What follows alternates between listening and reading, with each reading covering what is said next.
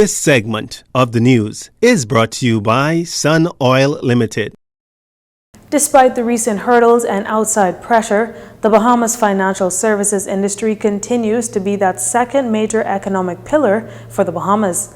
And according to the new Minister of State for Economic Affairs, Senator Michael Halkitis, while speaking at a regional conference, the Bahamian government plans to do all it can to continue to grow the financial services industry and attract new investors, as we hear in this report by Dorino Saunders. Minister of Economic Affairs Senator Michael Halkitis addressing the Society of Trust and Estate Practitioners, or STEP, at their annual Latin American conference this weekend. Senator Halkitis promoting the Bahamas' strengths as a financial services jurisdiction, recognizing the importance of the regional financial conference. In the tumultuous times in which we are living, everyone can benefit from the stability of a safe harbor where their wealth and financial future is preserved. The role of STEP as an essential component in regional success stories cannot be understated. STEP's goals of upholding high professional standards, informing public policy, promoting education, and connecting practitioners around the world have been drivers of innovation. Certainly, considering the participation of Bahamian professionals within STEP initiatives, the Bahamian success story has been positively impacted by STEP's efforts within the Bahamas and the region. Senator Halkitis describing the STEP conference as being significant, giving regional countries an opportunity to showcase their respective strengths and latest developments as the region moves towards its shared goals. He sought to ensure the Latin American community that the Bahamas is indeed a safe place to invest. Over the years, the Bahamas has positioned itself as a safe harbor for investors. We are a secure option for people looking to set up trust and wealth management vehicles in a stable, well-reputed jurisdiction with the highest levels of professionalism and expertise in service. For those considering investing in the Bahamas, know that our legislators and financial services policymakers take great pride in our measured approach to innovation.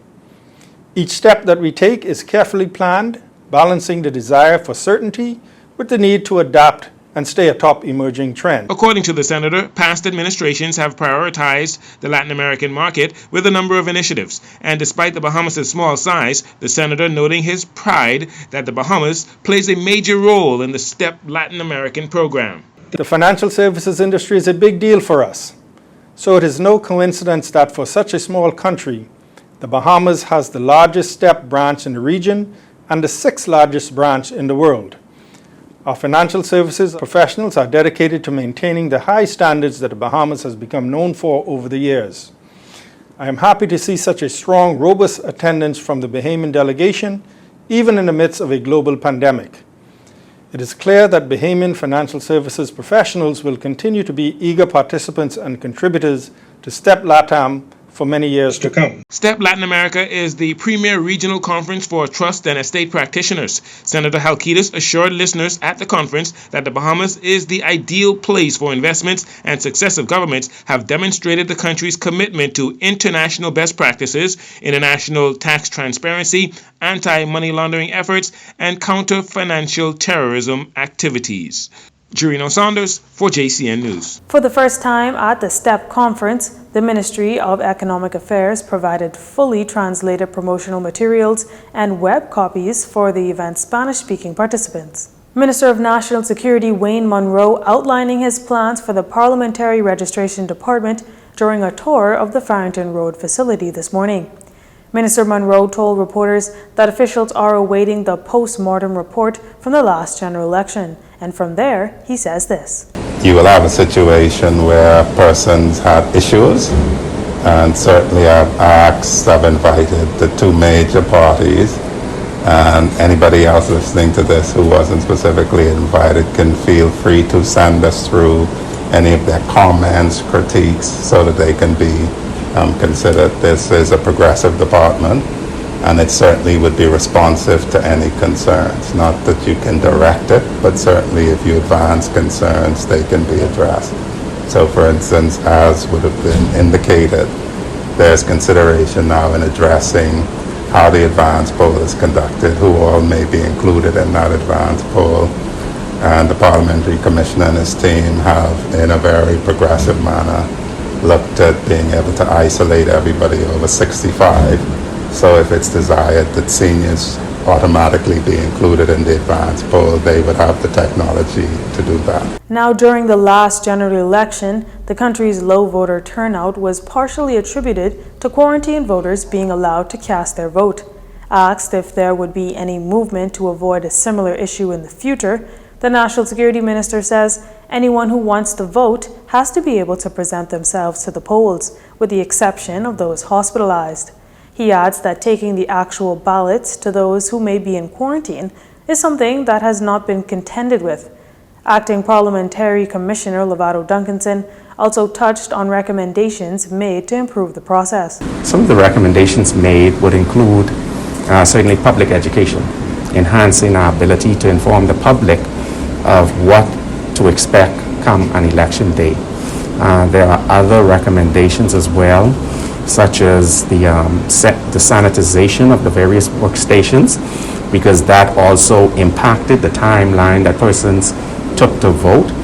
Areas such as those, and the making accommodations for crowds, which we did. We made the adjustments during the general election, so there were some lessons learned, best practices that we will seek to continue to utilize going forward. No timeline was given as to when that post-mortem report would be complete. Following the exit of the last batch of those hundreds of illegal Haitian migrants being housed on Inagua, National Security Minister Wayne Munroe was asked to address concerns surrounding officers on the island not being able to monitor the situation in Inagua and those in quarantine. Asked if extra resources have been sent out to that island, Minister Munroe says this. Well, firstly, there are no illegal migrants on Inagua at the moment. They were flown out, I think, towards the end of last week.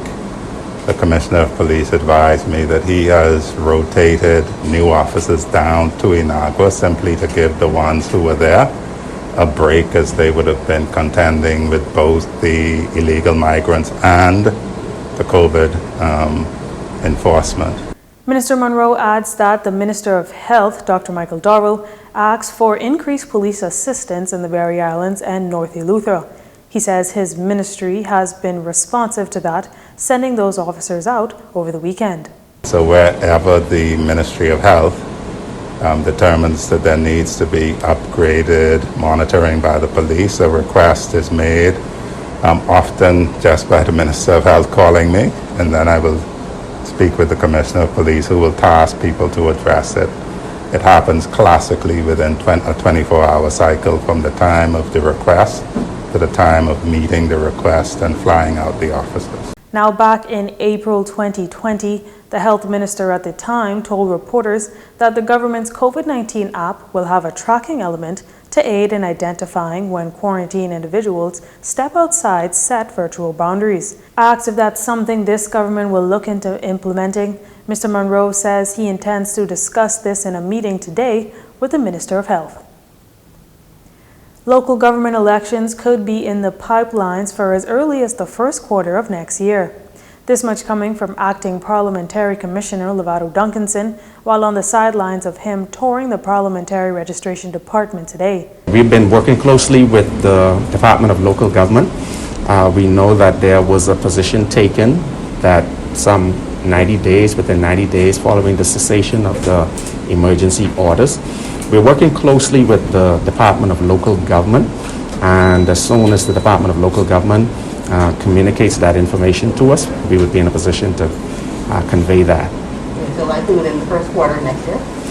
That is a possibility based on what has been projected up to this point. That is a possibility, but certainly you can appreciate that something of that nature falls outside of the Parliamentary Registration Department to determine an actual date. Now, the emergency power orders are set to end on November 13th, 2021. When asked if his department learned any valuable lessons from the recent general elections that they will have to take into the local government elections, Mr. Duncanson says this. One thing we can say is we still find ourselves in the midst of a pandemic, and so I'll give you a case in point. We would have had the advance poll where there was a category of voters such as seniors, etc., persons who were challenged in various capacities. As you can appreciate, during the advance poll, We could have put more emphasis on accommodating such persons. We made those adjustments for the general election. And so in areas such as that certainly is something that is first and foremost. It did not surface in the family of violence, but certainly we look forward to improving on that particular area going forward. What are some of the Local government elections take place once every 3 years in the Bahamas, with the most recent elections taking place in June of 2017. The 2020 elections were postponed due to COVID-19 until emergency power orders are lifted. You're watching JCN News. Stay with us. This segment of the news has been brought to you by Sun Oil Limited.